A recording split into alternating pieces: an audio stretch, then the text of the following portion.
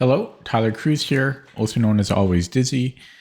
I am here with round two from my tournament that I played in a week ago, the 2025 BC versus Washington match, which is held every year. But this was my first time on Team BC.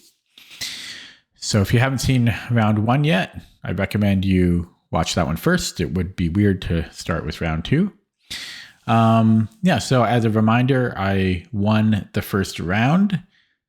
This was the following day. The first day had one game, and then the second day had two games, and the third day had another two games. This was a 5-round event. So I knew my pairing the night before, and I was paired up against American National Master, and I hope I pronounced his name right, Josh Sinanan. I don't know if it's Sinanan, but I hope one of those is correct. Apologies if not. Josh, as I say, is a national master. He's also the president of the Washington Chess Federation, and he's extremely active organizing and running events down there. And he's also a chess coach. And I believe he's based in Seattle. So he's played over the board classical tournament games against players that you might have heard of, including David Pruess, international Master David Pruess, Kostya Kavutsky, Michael Adams, John Ludwig Hammer. His best win over the board was over Emery Tate, who was 2,400 FIDE. He also played Daniel, unfortunately, the late Daniel Naroditsky, twice over the board with one win and one draw. However, Naroditsky was only 12 at the time. So, so this was on board one of the event. And unfortunately, this table that we played on, and specifically my side of the board, so the black side of the board on board one, was not solid. Like something was wrong with the table, and it could not support any weight from. It wasn't just my side; it was also other areas, but it was especially weak on board one on the black side, and I couldn't put my arms on the board, or on the table rather, because it had like the seesaw effect. Now, anyone that has played over the board chess should know that when you're playing like a 3 or 4 hour long game of chess, you naturally put your hands on the table. Like you have them down here. I know I'm cut off on the camera, or you're like, have got your elbows on, but it's just natural to support your weight like that. So for the whole game, I was not able to do that. I had to kind of just keep good posture. It forced me to keep good posture, which is good for my body, I guess. But now I will say it didn't actually distract me from the game. I'm happy it didn't, but it was annoying. Yeah.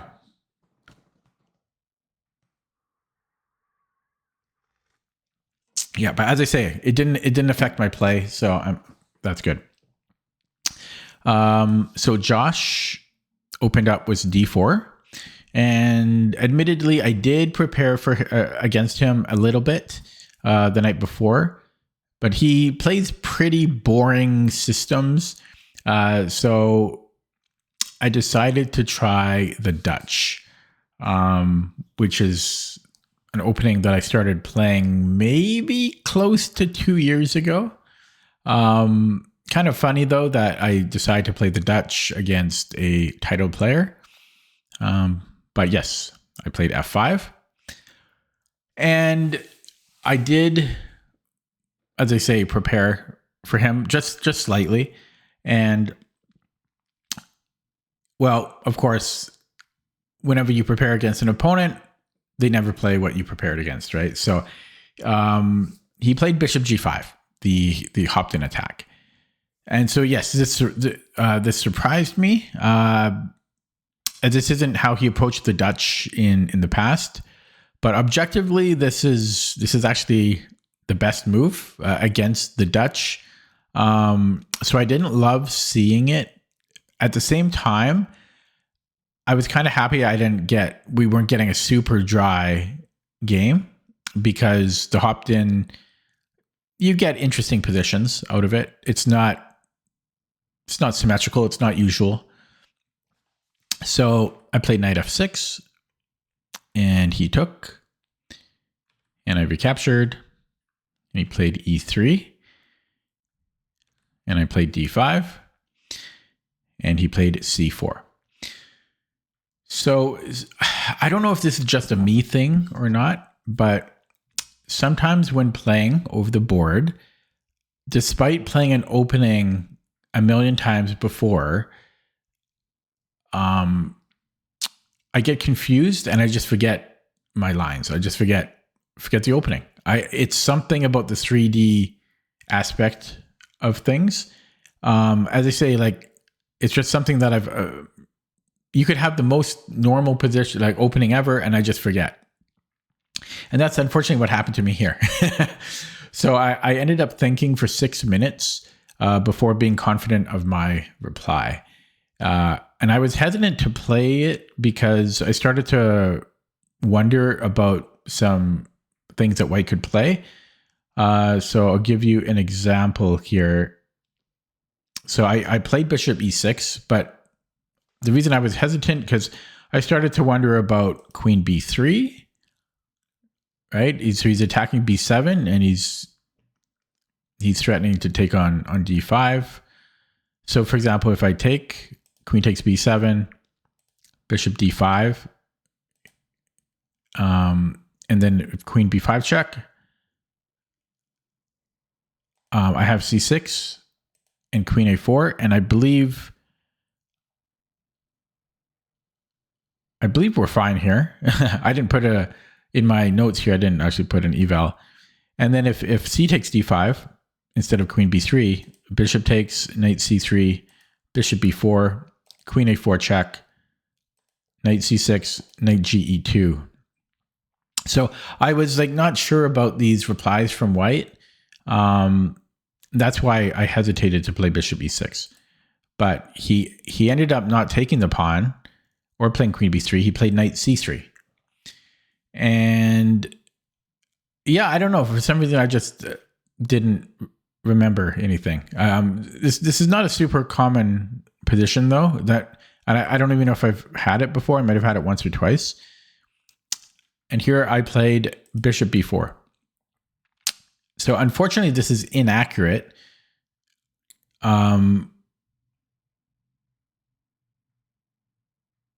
Due to knight h3 here.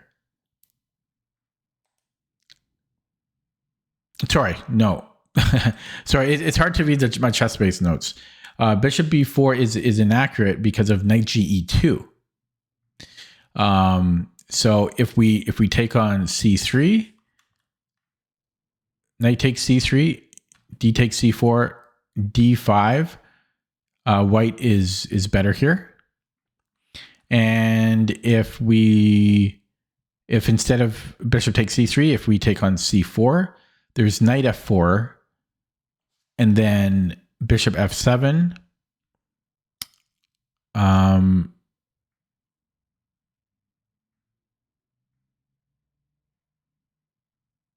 I don't think I didn't put the evals on these lines, but I think white is better here too. So knight ge2 would have been the best response from white. So bishop b4, I think it's +1 if I remember correctly. But instead Josh played knight h3. And so I thought for 8 minutes here, and I considered the anti-positional g5, but I chickened out. I didn't want to play g5 and regret it a few moves later and just lose the game without a fight against a national master. I wanted to give myself a chance. But in short, I chickened out. So obviously the idea behind knight h3 is to put the knight on f4, attack my bishop, and attack d5, right?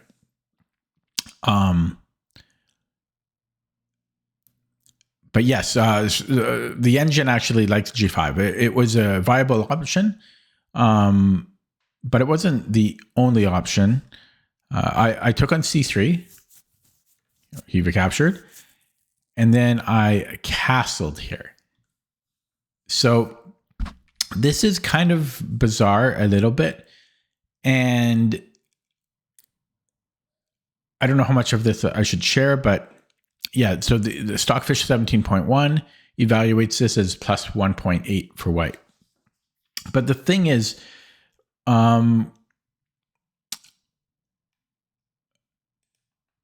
white always regains a pawn in other lines when I take on c4, but my king isn't castled in them, so I thought it was just safer to castle. That's kind of why I didn't take on c4. Now, I still, like, even when I came home and looked at it with the engine, I still don't fully understand why castling is so much worse, but maybe it's just partly due to the fact that I trade off my bishop and get closer to an ending with worse structure. So I'm just reading my notes here. So, for example, if instead of castling, I think this was the best move, taking on c4, and then knight f4, bishop f7, right, keeping the bishop, d5. We then have knight d7, bishop takes c4. So, as I say, even in this line, white regains their pawn. And then we have knight b6. And then the eval here was 0.3. So this was like one of the best ways for black to play. And if we go back, if instead of d5 here, if instead white goes queen b1 with the fork on b7 and f5, we can then castle. And if queen takes f5, apparently this is 0.5. So I saw that I was losing the pawn here, if I remember correctly. Sorry, where was it? Here. I saw that like white has like queen a4 and such moves like queen b1. So I just castled to get the king safe to live another day, right? So yeah, I think I don't know if like how intuitive it is to take on c4, because again, we're going to lose the pawn. So I decided to get my king. If we're going to give back the pawn, then I might as well have my king safe. But the computer didn't like it. So I castled, and he played knight f4 as expected. Bishop f7. He took on d5. I recaptured. And he went knight takes d5. I recaptured. And he played bishop e2.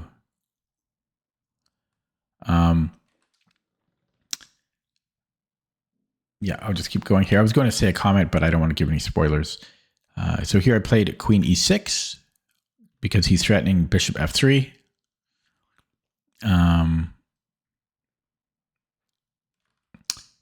And he played rook b1. So here I thought for 11 minutes, my position was miserable. I was losing. I knew I was losing. I had nothing going for me. And I ended up playing something here to try to get some type of activity. And after the game, when I talked to Josh, he agreed in our post-game chat that I basically I had to try it. The alternatives were no better. I had to shoot my shot, right? But just looking at the position, maybe at first you might say like, oh, this isn't so bad, right? Like maybe white's a little bit better, but no, I felt completely hopeless here. The more you kind of look at the position, you'll recognize like how bad it is for black. And playing titled players, they have this efficiency and often simplicity to their moves where they don't really do anything too fancy, but they cause you so many problems. And this is one example. Like rook b1. I don't know. Like for me, at least in an online game, like I'm just going to castle here. I'm not really thinking about anything else. I just want to get the king safe. Kind of an autopilot move, but these are just these little things that strong players do, like rook b1, just keeping the pressure on, attacking b7, always putting me under pressure and making me react. It's what separates the strong players from me. So yeah, so rook b1. So the alternatives to what I played, so if I played b6, there's bishop f3, c6, and then d5, right? White's winning. If I take on e2, there's rook takes b7, rook c8, defending the c pawn, queen b3 check, forcing the trade, and well, this should be winning for white as well. And I've got nothing. Yeah, I have nothing going for me here. My pawns suck. He's got a bishop. It's just not good. His white's pawns are beautiful. He's got a good bishop. Everything is good for white. So I ended up playing f4. Just trying to open up lines. I do have a queen x-rayed with his king. I do have access to the e-file, so I played f4. He recaptured. This is a little inaccurate according to the engine. White is still completely winning here, but this does give some added strength to black's pin. So better was rook takes b7. And if I take on e3, queen b3, I can give a check. He can take. I have to trade off queens eventually. And then a takes b3. So the computer prefers this, but I can understand if Josh didn't want to trade queens, because he still has to be careful here, you know. Okay, so after e takes f4, I took on a2, which was an inaccuracy. Now, I don't know, like in these videos, how much I should be talking about inaccuracies and evals, because we aren't engines, right? But I like to include it just so you can get an objective view of the computer's evaluation of the position. Yeah, so I took an a2. Now better instead, and I did consider this, but better was rook e8. Keeping pressure on down the e-file, preventing white from castling. So I definitely considered this, but the reason I didn't play it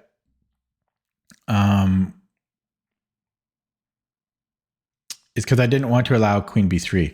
I was really, really annoyed that white always had queen b3. And I don't have time to dilly-dally and like play king h8. I really hated queen b3 because it just prevented so much play from me. You know, like again, it prevents rook e8 and other things later on.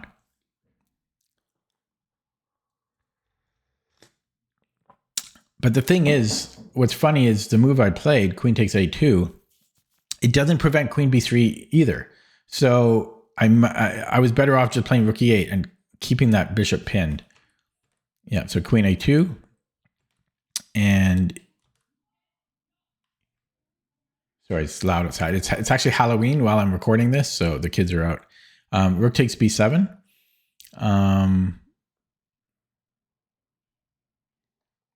And then I played queen a5. Here the engine recommends rook e8, but I didn't like this due to queen b3 check, queen takes b3, rook takes b3. I didn't like this. I have nothing here. We're down a pawn. We have a knight against a bishop. My pawns I have split pawns on the A and C files. I don't know. I didn't like this. I didn't see how I'm going to salvage this. So I played queen a5. I thought my chances were best to keep queens on. He played queen b3 check, king h8. He castles. Played knight d7, developing. Bishop b5. Rook a d8. Queen b2. and I played rook f8. So it's threatening a back rank mate. So I saw after he played queen b2, I saw his plan of rook a1. So I should backtrack a little bit. His bishop b5 move was very strong, and I don't know if I would consider that. I don't know. Maybe I would, maybe I wouldn't. But that's just a move that a master sees. Like if we look at it from White's perspective, it attacks the knight and it threatens to trap our queen. Because after bishop b5, my queen can't move anywhere. I'm trapped. So that was not great to see. But then I saw that I had this idea of rook a d8, and if you'll see it actually next move. So after queen b2, rather, I saw he had rook a1 trapping my queen, and so I played rook f8 so that if he did go to a1, I could just do something else, because if he takes the queen, then it's a back rank mate, or so I thought. So had I seen the obvious, I would have resigned here. He did play rook a1, and I played a6. If he takes the queen, then I can give checkmate, and I'm also attacking his bishop. But then he took my queen, and then I instantly resigned, because I saw that this is not a back rank mate. A master is most likely not going to just hang back rank mate, and so he has bishop f1. So I just resigned here once I saw he had the bishop resource. Now, even if my queen didn't get trapped after bishop b5 here, like if I did something else to just like retreat it immediately, this is just dead. I mean, I'm down a pawn. All my pieces are on the back rank. I have split A and C pawns. There's nothing here. So after rook takes a5, I resigned. So it was a spanking. And when I looked with the engine, my opponent played close to perfect. There were a few little inaccuracies that he could have played slightly better, but otherwise, he played very well. So just going back through the game, my mistakes were, first of all, not knowing theory here, and bishop b4 is +1 for white. That alone is not good. And then I don't know. I mean, it all kind of came as a result of the opening, because I'm just constantly worse. I don't know if there was much I could have done. Although, was there something up here? No, I mean, possibly like rook e8, but we're already worse here still. Like it's like +1.5 or something. It was really a result of the opening. Let me just confirm that by looking at the engine that I have in a different window here. Just give me a second. No. So no, there were 2 points. Yeah, sorry. So getting back here. So yeah, the opening bishop b4 was not ideal. This is +1 for white, but actually the critical error was castling, and not taking on c4. Again, I didn't take on c4 because I thought he just gets a pawn back. So I'm still a little bit confused what the difference is. So again, like d takes c4, knight f4, bishop f7, d5. I just didn't. Yeah, I needed to play knight d7. And then knight b6 here. This was what I needed to play, and then we're fine. So the castling was actually the critical mistake of the game. I'm such a proponent of castling.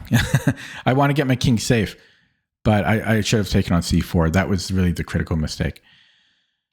So I forget if I said this already, but just reading my notes, um, I really don't mind losing when it's not even close.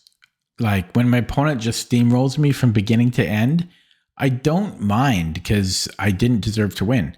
What I hate is when I was winning and then I lose, or it was really close game and then I lose. I don't like losing those games. But if I just get spanked from beginning to end, that's fine. Or at least it doesn't matter too much to me. What did hurt was I had to give a real think of if I wanted to continue with the Dutch or not, because, well, the Hopton attack is pretty good, and Black is always trying to play catch up for it. Yeah, so that was the downside. Okay, so that was round 2 from the 2025 BC versus Washington match. After this round, I was had a score of 1 out of 2.